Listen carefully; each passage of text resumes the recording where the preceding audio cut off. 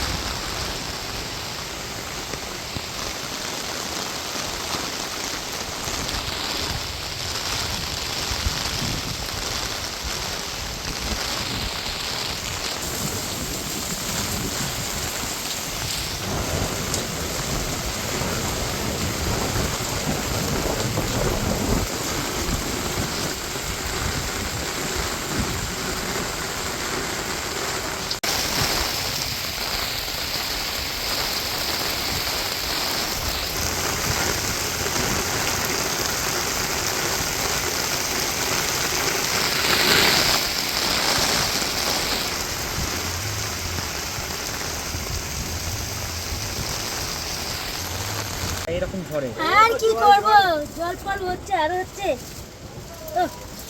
রাঁধতে পারছি না, আমরা ছেলে নিয়ে থাকতে পারছি না। আর কি আছে? আপনারা কি নিচে থাকেন, উপরে এসেছেন, না এখানেই থাকেন? না, এখানেই থাকি। কে কে থাকেন এই রুমটা ঘরে? আমাদের বৌমা আছে, ছেলে আছে, নাতনি আছে, আমরা দুজন। সারা রাত ঝড় কেমন হয়েছে? সারা রাত এই ঝড়টা তো না অনেক দিন থেকে হচ্ছে। প্রচুর ঝড় হচ্ছে না এমনি অল্প? সবাই তো দেখছো ভালোই ঝড় হচ্ছিল। অসুবিধায় কতটা করতে হচ্ছে এই জন্য? সবারই অসুবিধা হচ্ছে, তো আমাদেরও হবে। কত বছর ধরে আছেন এখানে দিদি? আমরা অনেক দিন থেকে, ছোটবেলা থেকেই আছে। কি নাম দিদি আপনার? এর নাম রেখা। হ্যাঁ, রেখা দেবী। আপনার বাড়িতে না গো না, সব উঠে চলে যাচ্ছে। কখন থেকে হচ্ছে ঝড়টা? সেই রাত 9টা থেকে। তাহলে এখন পরিস্থিতি কি? বাড়িতে জল ঢুকে গেছে নাকি? বাড়িতে তো জল ঢুকেছে। কে কে- বাড়িতে জল ঢুকে থাকতে পারছি না, ছেলে পুলে নিয়ে আলিয়ে। তিরপল কি পুরো ছিঁড়ে গেছে? হ্যাঁ, তিরপল ছিঁড়ে যে ইয়ে হয়ে যায়। এখন ওই যে সব কী অবস্থা হয়েছে দেখতে পান, জল ঢুকে যায়। হ্যাঁ, আরও কিছু পাওয়া যায় না। কে কে থাকেন বাড়িতে আপনারা? আরে আছে দুটো মেয়ে, একটা ছেলে, পরিবার, শাউরিও কিছু করতে পারছে না। হ্যাঁ, ওই নিয়ে রয়েছে 6-7 জনের ফ্যামিলি। সব বাড়ি ঘর তো সব তিরপুল যাদের, ওদের সব উড়ে গেছে। আর সব কারোর রান্না খাওয়াও হয়নি। সব কী অবস্থা নিচে সব যাদের যাদের ঘর। ঝড়টা কেমন হচ্ছে? ঝড়টা খুব ভালোই হচ্ছে তো।